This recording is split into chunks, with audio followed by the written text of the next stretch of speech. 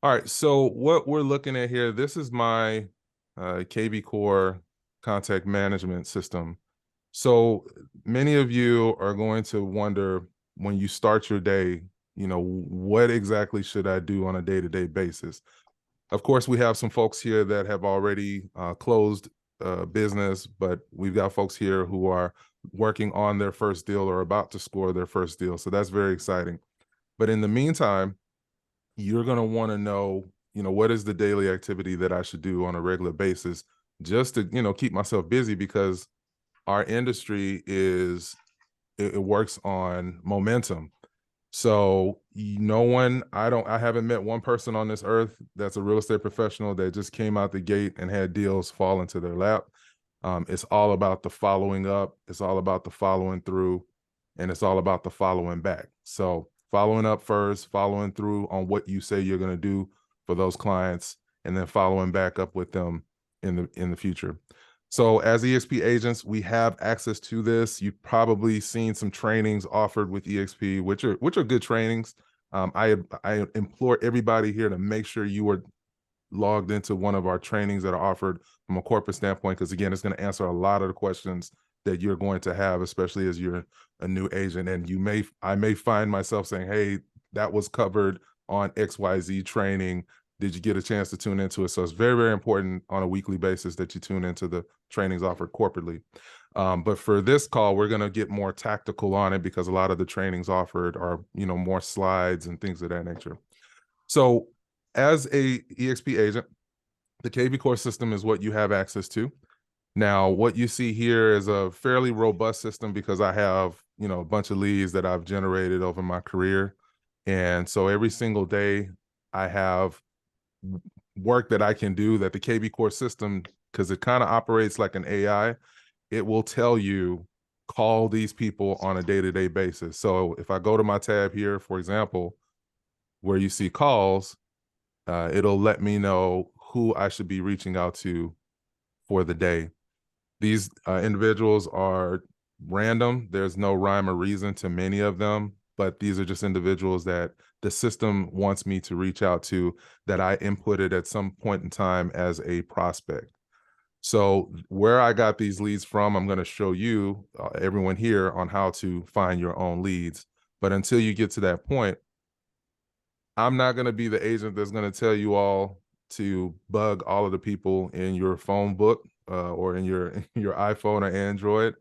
I'm just not that kind of agent personally.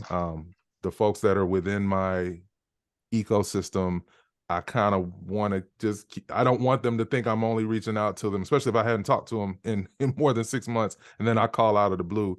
And then I mentioned I'm a real estate agent. 9 times out of 10, they're going to kind of know, okay, this is why Marvin has reached out to me. But if you have any individuals that you do talk to on a regular basis, then you may want to ask them on the next time you call, hey, is it okay if I'm a new real estate agent, and I'd love to add you to my ecosystem just so you're aware of what's going on in your local market. I think if you phrase the question like that first, you're going to get a lot more of a positive feedback from individuals versus calling them out the blue, telling them you're a real estate agent, and then asking them if they want to buy or sell a house. That's just my personal opinion. Does anyone have any thoughts on that before I continue? Okay, awesome. We'll keep going. All right. So let's say you find an individual that is interested in connecting with you on the real estate side. They may say, hey, okay, Cherie, that's great to know. I actually am interested in buying a house, in about 6 months. Of course, we'd love to hear them say that they're interested in buying a house today, but obviously that's not usually going to be the name of the game. But it's all about that following up. So what I do when I have an individual that is interested or has given me some type of idea that they're interested in buying a home within a year, you can always go to the quick actions tab here, and then you simply will add a contact. So for me, the majority of times when I meet people is usually at the gym or at the grocery store.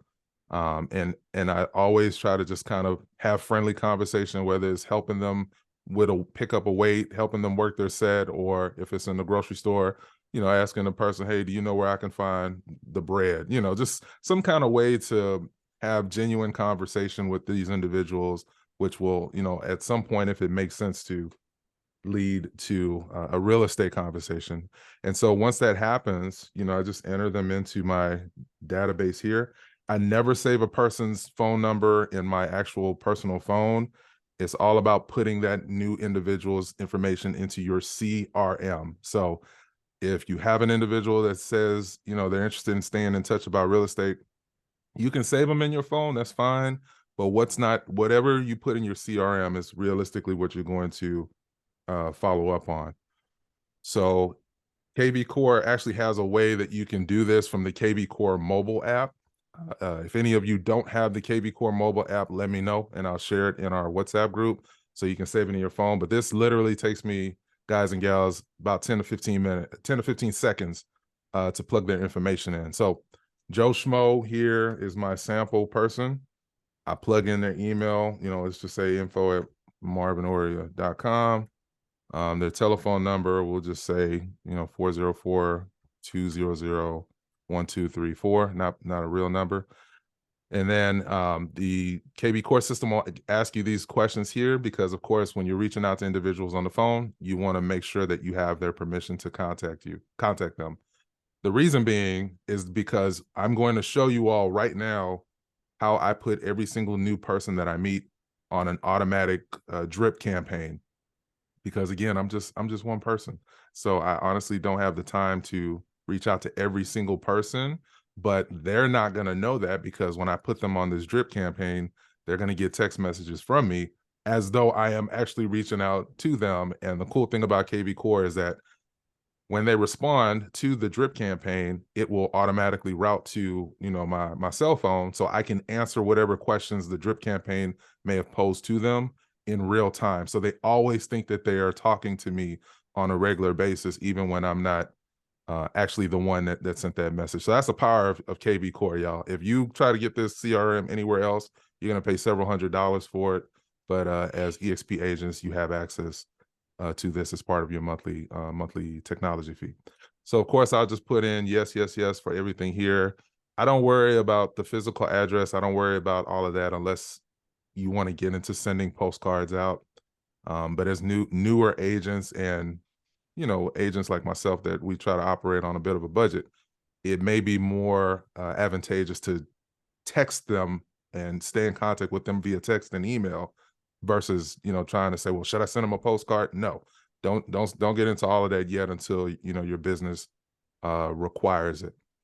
And if anybody has any questions, feel free to put your hand, do the hand up gesture, and I should be able to see it while I'm running through this training here. All right, so assuming that the person tells you they're interested in, buying or selling in the next 6 months, let's just say they're a seller, they're interested in selling, and you hit that tab there. And then I put every new person that I meet, I put them as a prospect. There are several options, as you can see here.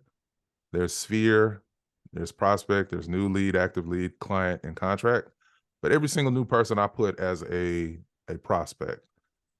Once we really get into more of a deep dive and we actually have conversations, if they're a seller, I send them a CMA so they know exactly, what their home is valued at. Once we're really into the groove of things and getting ready to list, for example, then, I'll change the status. And if it's a buyer, once they tell me, okay, I'm ready to start looking at homes, which, as we all know here, you don't go look at any homes with anybody until they tell you that they're pre-approved and they have a pre-approval letter, which we do have lenders that we work with that can assist in that category in all 50 states. All right, and then the lead owner is always going to be you, and so your information will populate here, and then you'll save them. And then if there's any special notes you want to put here for yourself, like met this person at the gym or grocery store, whatever, so that you remember who these individuals are, because part of being on this team, y'all, is that it's all about being not social butterflies, but becoming a lot more social than you were, because you cannot be a secret agent. You're going to hear that ad hominem said from many people here within the company. You got to let people know who you are, because that's how they're going to gain the trust to let you help them purchase their biggest investment ever, which is what real estate is. That's the majority of individuals' largest a single purchase. All right, any questions so far? Oh, Isabella has a question. Go ahead. Can you control the frequency of the texts or the emails? And do you kind of see like a sample of what is being sent out, or is it just automatic? Oh no, fantastic question, Isabella. I am glad you asked, because that's going to lead me to my next slide here. So once I add this individual, Joe Schmo, and I'm going to show you exactly what you'll do at that point, Isabella. That's a great question. So they're added to my contact list now. They're one of my new leads. So to Isabella's question, she wants to know, how do you control the frequency of how folks are contacted? So if you look at the tabs here on this side, there are several tabs that are available, but only a few of them are what you need to focus on, especially as newer agents. So for here, this is your marketing tab, and then you'll simply go to Smart Campaigns. And within KVcore, there are several campaigns, drip campaigns, that are automatically done for you that you can use, and then you can even customize them even more if you'd like to. One of my favorite ones that I use, especially when I meet folks that are interested in buying, is the 1-year buyer campaign. So all you have to do, if you see, you can go through any of these. These are all pre-done for you campaigns that, for example, if it's a new lead that's a buyer, if it's a client that's a renter, there's a campaign for that. If it's an active seller, there's a campaign for that. And you can look at what exactly is going to be in that campaign by simply clicking on it. So within this new buyer campaign drip, it literally shows you the cadence starting from the first week after you meet them, of how frequently they're going to be reached out to by your system. So you can customize this, but this is a really good cadence from what as you guys can see here, this person is going to be reached out to on your behalf by the system at least once a week. So Isabella, you had another question? Yeah, can you choose more than one? Like, for example, can you choose someone that's trying to decide if they are a buyer and a renter and send them two at the same time, two of the drips? You can, but you want to keep in mind, and this is part of the conversation you're going to have with them. If they, based on you talking with them, they seem like they're more so interested in renting, then you put them on a rental drip campaign. If they're really more serious in buying, and they tell you that their credit is where it needs to be, as we all know, 600 is the minimum credit score that you'll need to, or 580 to 600 to get into an FHA loan. So if they start telling you that they've already had that kind of preliminary information available to you, then that sounds more or less like they're more interested on the buying side. So for me personally, I wouldn't put a person in two different campaigns, because that's going to lead them to think, to start getting spammed or feeling like they're getting spammed emails, because this is going to hit them once a week anyway on your behalf. So if you were to add them into another one, it just may be a little bit too much. And Yeah, that's that just my makes personal. sense. Yeah. So anywho, so if you wanted to see, what each of these campaigns are going to do, so for example, how to find motivated sellers, this is a buyer specific campaign. You just open it and it'll tell you exactly what's in there and what the contact is going to be.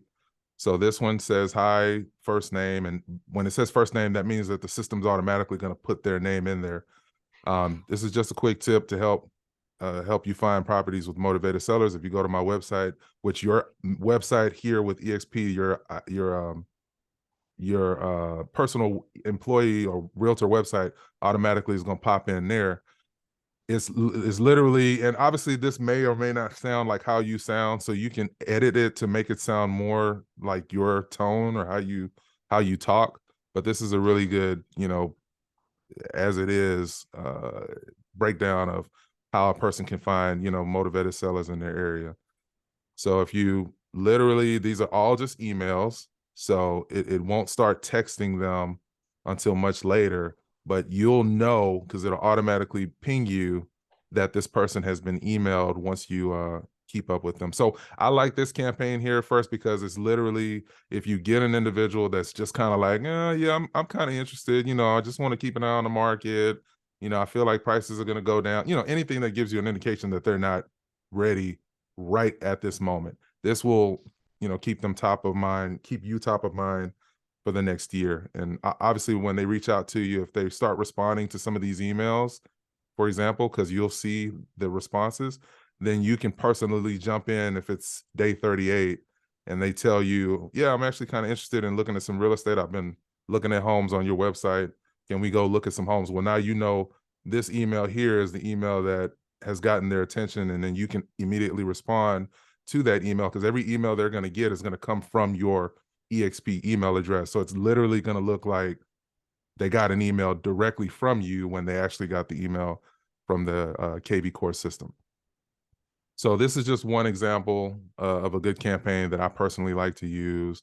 But I even have some that I've created myself that are more so focused on if I'm reaching out to other agents that I think, would be good fits for EXP based on maybe a positive experience I had with them during the buying process. Maybe I was the buyer's agent and I really liked how thorough they were with me as the listing agent. And I want to have a conversation with them about, EXP. Or if they ask me about EXP, if I'm reaching out to some of the folks in my database, I actually created a personalized campaign here, and I can share this with you all. Don't worry about how to do it today. Just know that I have some that I can share with you. I did a video already on how to copy my campaigns if you like, and I'll get that to you all, if once anybody's ready to do that. But for example, this is an individual when I actually start doing my cold calls, AKA my 10 clients that you guys saw when we first started this call, where it shows the 10 people it wants me to reach out to for the day. I automatically will send them, when I leave them a message, I'll send them an email, a text message from me, quote unquote, that says, this is Marvin with EXP, just left you a message, so on and so forth. Because these individuals that I have as leads, I got this from a title company. And if you all were not aware, as real estate agents, you actually have access to home ownership information in your area to do what's called circle prospecting. This is something that if you don't have any leads in your database now, obviously because you don't want to bother the people that's in your phone, but you do want to know, okay, I would like to start calling some people in my area. Did somebody have a question? Okay, I thought I heard something. You actually can reach out to a closing attorney, or if your state does closings, that way, or if they use title companies, whatever state you're in, we have folks from a few different states in here. You just reach out to them and say, hey, I'd like to get, 100 addresses in this zip code. They will send you an Excel spreadsheet with that information free of charge, because they want you to use them when you're ultimately ready to close on a property. So usually they will even send you ones that are on the that they won't send you ones that are part of the do not call list. But that's something that you want to be aware of, guys and gals here, to reach out to closing attorneys. In Georgia, I know a few that I can provide that information to you. And for New Jersey and New Jersey folks here, specifically since Miss Evelyn here has done quite a bit of business, if you have a preferred title company or closing attorney that you use, they can give you that information absolutely free. I So was just going to add, Marvin, that there's also tax databases that we get access to for free that you can download this information from too, if you can't get it absolutely. from a title company. Absolutely. Yes, ma'am. She is absolutely correct. So we now know, everybody here, we now know how to get our database filled up with individuals from day one. Isabella, you had a question? Yeah, talking about the closing attorneys, are you gonna give us a list of those closing attorneys, or you said there's a database for that, or? Yes. So email me after today's call, and I'll send you the one that I use here in Georgia. And yeah, you can just give them a call or email and let them know, hey, I'd like addresses within, let's just say, zip code 30017, and they'll send that information to you in a spreadsheet. But just Okay. reach out to me after today's call, and I'll get that number to you. Okay, great. Thank you. Absolutely. So again, just to recap for here before we move on to the next thing, you can create your own campaigns using this tab here that says My Campaigns, or you can take one of the existing campaigns already offered here and then tweak it to your liking, just making sure that you stay within, the compliance for your state and you don't say anything or do anything that gets you in trouble with your respective state. But for my Georgia folks here, I have one that I use, the cold call follow-up. This is something you can use in any state because all it's saying is just as a text message to them, just saying, hey, I just left you a message. I am your neighborhood realtor. That's my favorite line, by the way, y'all, that I like saying I am your neighborhood realtor, especially when I'm doing circle prospecting, because that neighborhood might be 20 miles away from me, but you know what? I am your neighborhood realtor.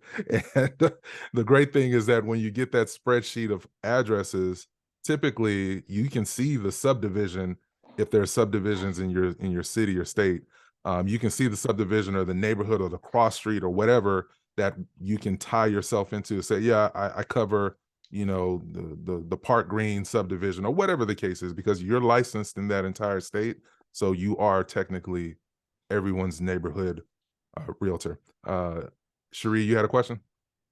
Yeah, let's say when we get the spreadsheet from the title company or whomever, can that be imported into KVcore, or we have to manually put them in one by one?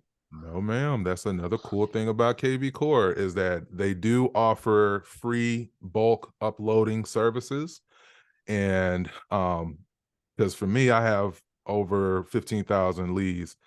Ain't nobody got time for that to be inputting every single one off. So there is an email. Let me see if it's actually on this page here. But yes, there is a way that KVcore will actually do it for you. You just send them the spreadsheet and the parameters. So once you get that list, then reach out to me and I'll put you in touch with that email address. And it's really dope because they usually will have everything done neat and tidy for you within about a week, if that long. And it's absolutely free. All right, Marvin, now go ahead, Evelyn. is there any market analytics that this tool provides for your local areas? Like with those drip campaigns, like letting the perspective of the other prospect know what's going on in their local market? Yes, great question. So let's go back to my dashboard here to answer Evelyn's question. So I'm gonna do a search for the lead I just entered in. I said his name was Joe Schmo. Let me find him here. Okay. So what you'll do if you want to send local market information to that individual, again, it's all within KVcore. The campaign that I put this person on by default was the one in KVcore called Default Prospect Homeowner. That's just what it does by default, especially if you get ownership information. But if you want to add market reports, is that what you're asking for, Evelyn? Yeah, so like is now a good time to buy? Is now a good time, like what are home prices, looking like year over year type of information? Great question. Great question. Yep. So you'll click market reports here. And then obviously, since I'm a part of the Georgia MLS, I'm going to enter in a Georgia zip code here. And of course, for your MLS, you just type in the zip code that you want that person to get market reports on. And it'll populate it here. And if you wanted to use a geographical area rather than an MLS area. So for example, if you want to send them a specific part of New Jersey, then you can indicate that there, or you can plug in a specific zip code or set of zip codes. So if I wanted to add that one, and then let's say I want to add another Georgia zip code, I believe you can do both at the same time. Let me make sure. Okay, no, it's one or the other. So if you have multiple zip codes, then you'll want to use the geographical areas instead. And just circle, it'll allow you to draw a circle around any part of your city or state that you want them to start getting those reports. And then you can send the report once a week, once every 2 weeks, once every 3 weeks, and then of course, once a month, and they'll start getting the market reports for their area. And then if they tell you, did that answer your question, Evelyn? Yes, thank you. Awesome, awesome. And then for me personally, whenever a person tells me they're interested in buying, I don't worry so much about getting that buyer's representation agreement signed out of the gate. For me, I try to always put myself in the mind of my potential client. If I casually tell a person I'm interested in buying a home, and then next thing I know, I get a DocuSign with them with a buyer's agreement, for me, I'm like, I'm still kind of dating you. I'm not quite sure I'm ready to marry you yet. You know what I mean? So for me personally, what is my time worth, right? I'm not going to go show a person any homes unless I know that I have a pre-approval letter in hand. And as I mentioned, I have lenders, if they're ready, I have lenders already on standby, depending on the situation, that's licensed in all 50 states. And then if I have an individual telling me that they are pre-approved and they want to go see homes, then at that point, I'll send them paperwork, because of course you all don't want to be driving around your respective city until you know that this person has done the part of the job that they're supposed to do, and that's getting pre-approved. But in the meantime, until they're ready to do that, I want to start getting homes in their inbox. So for me personally, again, as part of just casually talking, again, there's no rhyme or reason to a real estate conversation with a client. If a person tells you they're interested in buying, the 3 questions that I ask them are, 1, do you have a particular lender that you're interested in working with? That's my way of finding out if they've already gone through the pre-approval process. If they tell me that they're VA, if they tell me that they're, they've already talked to their person at Truist Bank or Bank of America, then I know that they've at least done their part. But if they say no, then I will say, well, would you like me to put you in touch with a lender that I work with that's done a lot of great work for my clients? That's the first question that I ask. Sharice, you had a question? Yes. So how do you handle a client or a potential client that is refusing to sign with you?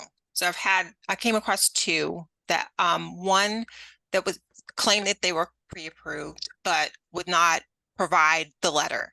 And then the other one was stating that they just wanted to go see houses and that they were not willing to sign an exclusive agreement.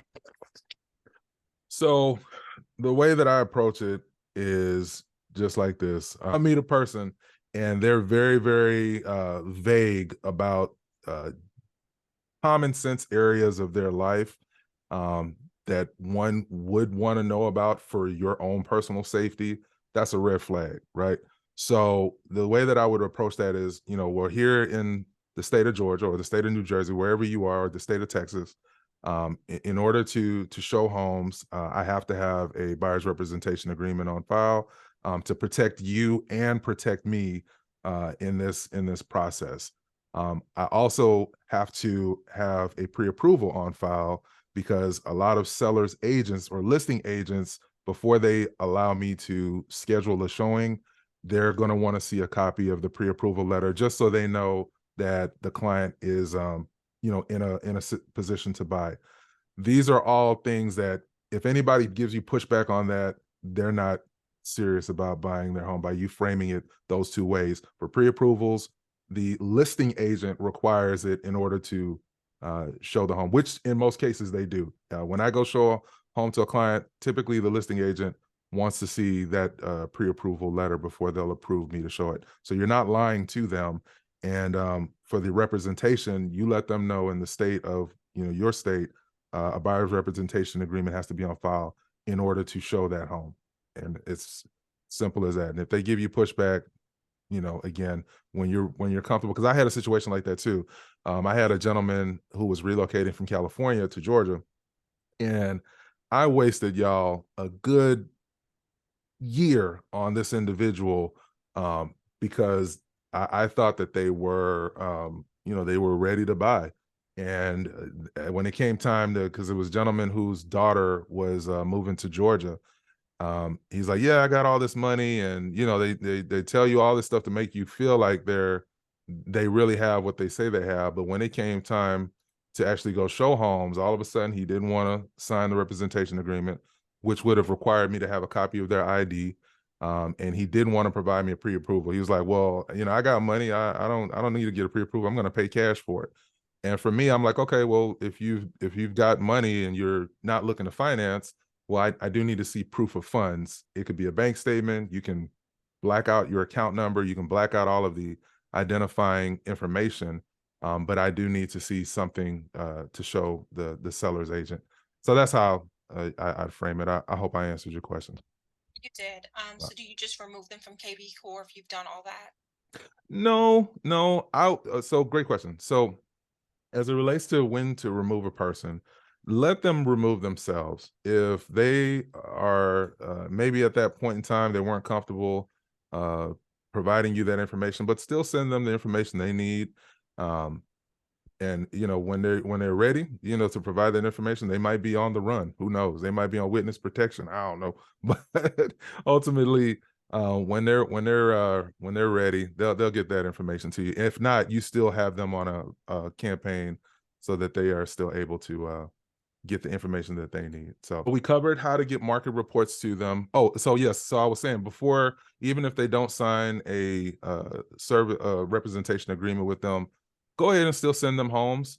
And again, you'll ask them, hey, I'm interested.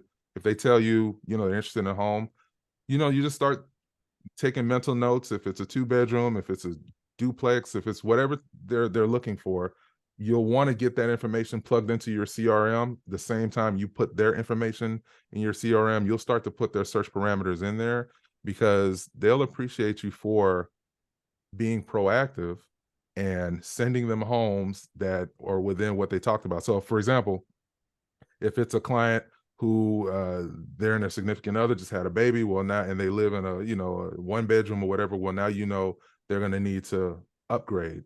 So you can start sending them homes, 2 bedrooms, 2 baths, things of that nature. And they'll tell you if they're if it's too much. So let's just use again an Atlanta address, zip code here. You just start sending them homes, and that's what I do. I just literally start sending them homes. And if they're not really expecting me to send them homes, then I typically will just send it to them once a week. But if they tell me, yeah, go ahead and start sending me some homes, then I will change these alert settings to ASAP.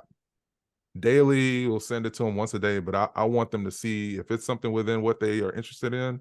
I want them to see it the moment it hits the MLS. So I will always select ASAP here. But again, if they're kind of like, yeah, maybe in a few months or whatever, then I would just typically send it to them once a week. So they're going to get my campaign that I put them on, the drip campaign, but they're also going to get listings within their search parameters once a week. So that, to Isabella's earlier question, they're getting hit multiple times, but for different reasons. And so this is where you plug in all this information, and don't worry about remembering all this. Everyone here, the replay is going to be available on YouTube, so you can watch this at your leisure. But here's where you plug in all of their search parameters or price ranges, as much information as they give you. They may not give you all of this information, but if they at least give you a price point and bedrooms and baths, then don't worry so much about square foot, acres, maybe finding out if they're interested in new construction. So that would be the year built, but just bed, bath, and price range. That's the most important thing to you. And that price range has to be within what they're pre-approved for. So you're going to send them whatever they ask you to, but when they're actually ready to start looking at homes, that's when you're going to have that pre-approval conversation. And based on what your lender tells you they're pre-approved for, then you can adjust in a follow-up meeting. You can adjust the price range, to see what you can find within their price range. All right. Hope you guys are getting value from today's call here. But once you're done, if they, they tell you any other specific information that they're interested in, like if they want a fixer-upper, or they want something that's a new construction, or something that has a water view or whatever, or no HOA. I get a lot of my relocating folks. I know my East Coast people, y'all hate HOAs. I don't know what is the deal with that, but I guess HOAs on the East Coast are a lot higher. Is that fairly accurate? Oh my God, it's like a mortgage payment in some instances. That's what I hear. That's what I hear. So a lot of times when they come down south, they think it's going to be like that. So I always have to tell them, no, it's not that crazy here in the South. But again, if they tell you that they don't want a HOA, then you can tweak that there. You can tweak anything. You can really tweak the search parameters within here, within the KVcore. With KVcore, so this automatically syncs to your MLS systems. If you I know in Georgia there's like one system, but in Right. New Jersey there are separate. I think there's 7 total. Mhm. You may not know the answer to this, but can you add all of those accesses to this system so that it's pulling from different MLSs? Well, so yes, to your point, Jeff Keast will probably let you know if you have to do anything special to get added into additional MLS systems. But typically, at least here in Georgia, we have share arrangements with other MLSs. So even though I'm a part of 2 MLSs here in Atlanta, I still have access to South Georgia's MLS because of the partnership. So EXP has partnerships typically with multiple MLSs. So even if you're not in it, it'll still pull that information. But just double check with Jeff just to confirm, because that's how it is here in Georgia. Okay, good to know. Yes, And ma'am. then one more question regarding lead generation. How does that work for when you're buying leads or you're getting the leads through the systems that EXP has in place? So a lot of times there is synchronicity that you can add access to if it's one of the other lead sources like Zillow leads or whatever. They sync with KVcore. A lot of the major lead gen websites, they do sync with KVcore. But if it doesn't, then you'll just simply get that bulk spreadsheet if you buy a bunch of leads in bulk, and then you just bulk add it to your system here. You don't have to use this CRM system, but I always say if you don't have a CRM system that like Follow a Boss or one of the other ones that are out there, KVcore is very robust. So if you got a bunch of them, Evelyn, then they can bulk add it to your system here. So great question. Did I answer your question? Yes, Okay, thank you. perfect. All right, and the last thing I want to show you guys, and I want to make sure I want to see everybody on the national call, because there's going to be some really great information that's offered on our national team call that's coming up here in about 10 minutes. But when you are trying to just get yourself out there, it's really important to, and this is for my new agents, no one should never know that you're a brand new agent. And if they ask you how long you've been doing real estate, however long you've been living in your home or apartment or wherever, that's how long you've been doing. That's how long you've been involved in real estate. The reason being is because if you think about it, if again, circling back to my conversation about you're helping someone with their newest investment, their largest single investment, you did a lot to get your license. Many of you that just took your exam, you know how stressful it was and how much information you had to pack in your brain. Fortunately, you're never going to hear about the word riparian rights ever again. So you can be comforted in that, because I know that was a big part of the study material. I don't even know why that's in there, but riparian rights is not going to make any factor in your business for the most of us here, right? So you are the consummate professional, and you have to walk in that confidence. And one of the ways that you're going to do that, and we're going to talk about this, I didn't want to do this on this call here, but again, I talk all the time about having a social media presence because that's going to be important. But until you're ready to do that, within KVcore, there is actually a way where you can look up listings in your market, EXP company listings, or just general listings on your MLS. And if you do not have a Facebook business page, I want to implore you to create one. And if you don't know how to create one, I'll do a video on how to create a Facebook business page. And every single day, you need to be sharing something going on in your local market as far as real estate that's out there. The reason being is because people are going to see that Cherie is a real estate professional, and you're going to post a home, Cherie, that's going to get someone's attention, and they're going to ask you about that home. Scott, you're gonna post a home. Scott does a lot of really good videos on social media. Make sure you give him a follow if you hadn't already. But until you're ready to get on camera, you can simply pull up a home within your MLS. So let's take this home, for example, 2920 Stonebridge Trail. You'll simply click on this here, and within KVcore, I love KVcore, y'all. I'm telling you, it's amazing. The listing agent's information is right here. So all you got to do is reach out to that listing agent and say, hey, I'm a real estate agent. You don't have to say I'm a new realtor. Again, take the word new out of your vocabulary. If you've been doing real estate one day, licensed for one day, you are an experienced real estate agent. So you just say, hey, I'm a realtor in the area and I see your listing here on Stonebridge Trail. Wanted to know if it's okay to market it to my network. One thing that's going to do for you is that's going to give you material to share on your social media on a daily basis. So if they tell you with the listing agent's permission, yeah, go ahead, you can market it because you do have to get permission. That's usually the case in every state. You got to get their permission to market their listing. But once you do that, let's say hypothetically this listing here in Conyers, Georgia, what I'm going to do once I get the real estate agent's permission, and you don't have to call them if you're not comfortable, just shoot them a text. Say, hey, this is Sharice with EXP. I see your listing on Stonebridge Trail. Wanted to know if it was okay to share it with my network. You don't have to tell them you're sharing it on Facebook. You don't have to tell them you're sharing it on social media. You're simply telling them you're sharing the information with your network, because your network encompasses social media and your regular interactions with your database.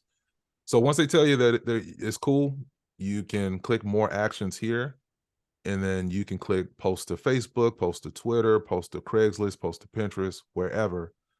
And now every single day you can say, hey, y'all, check out this beautiful listing at 2920 Stonebridge Trail. Let me know if you have any questions about it. That can be your post once a day or once a week on your Facebook timeline, on your Twitter timeline, on Craigslist, if people still use that. You could even, post it on Facebook Marketplace. And this is going to give you information to show individuals that you are serious about real estate, because in the Jersey market, I'm not too sure about where the focus is right now, between listings and how long homes sit on the market versus what it did, 2 years ago. But dialing into your MLS will give you that data point.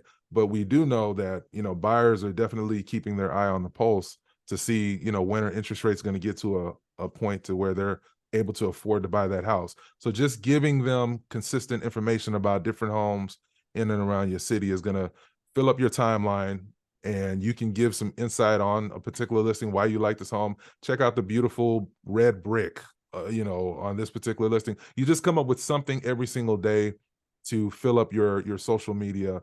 Again, if it's Facebook, if it's Twitter, I would even take this and put it on Instagram if the listing agent gives me, that permission to share it. And all you'd have to do is just click on gallery here, save a few pictures from here, and now you can make a Reels on Instagram where you're not even showing your face. You're just doing a voiceover where you're talking about what you love about this home. Oh, check out the beautiful, original hardwood floors in this picture here. Look at this massive backyard. You just pick random things about that property on a daily basis. But again, this is going to show activity on your end as a real estate professional. And now every single day until you're comfortable getting on camera, you've got something to put out there on a regular basis on social media. Anybody have any questions or thoughts on that? I see Cherie has her hand up. Go ahead, Cherie. Yes, so not on this, but we're short on time, so I just wanted to ask you to just run through the last two questions that you ask buyers, like new buyers that are interested. You gave the first one, but not the second. Oh, yes, sorry. I'm sorry, I got on a tangent here. All right, so first question I ask them is there a lender that you are already interested in working with, or that you have in mind? If they tell you no, great. We have lenders that I can point you to and connect you with. Second question is, do you have an idea of how soon you're looking to make this move? Do you have an idea in mind? 6 months, and give them options, 3 months, 6 months, a year. Usually within those 3 timeframes, they'll have a general idea. If they're in a lease, for example, and their lease is for 6 months, well, now okay, they'll be ready in 6 months. Third question that I ask is there anyone that you're working with as a real estate professional at the present time? Because you don't want to get to the very end of the lead conversation and you're ready to put them in your CRM, and then they tell you that their cousin's a real estate agent, and and then they tell you a cousin's a real estate agent. 9 times out of 10, if they have a relative that's a real estate agent, more than likely they're going to use them, or else they wouldn't have brought it up in the first place.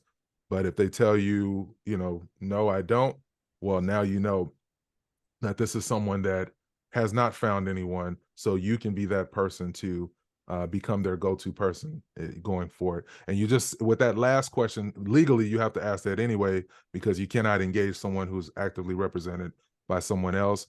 But you just say, well, is it okay if we stay in touch? I just get your contact information that way. When you're ready, I'll be happy to help. And again, that's when you immediately put them in your CRM. So first question is, do they have a particular lender they're interested in working with? That lets you know where in the pre-approval process they are.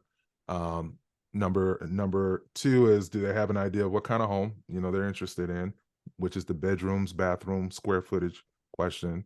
And then 3 is, I'm looking at the time here. 3 is, are they currently working with a real estate agent at the moment?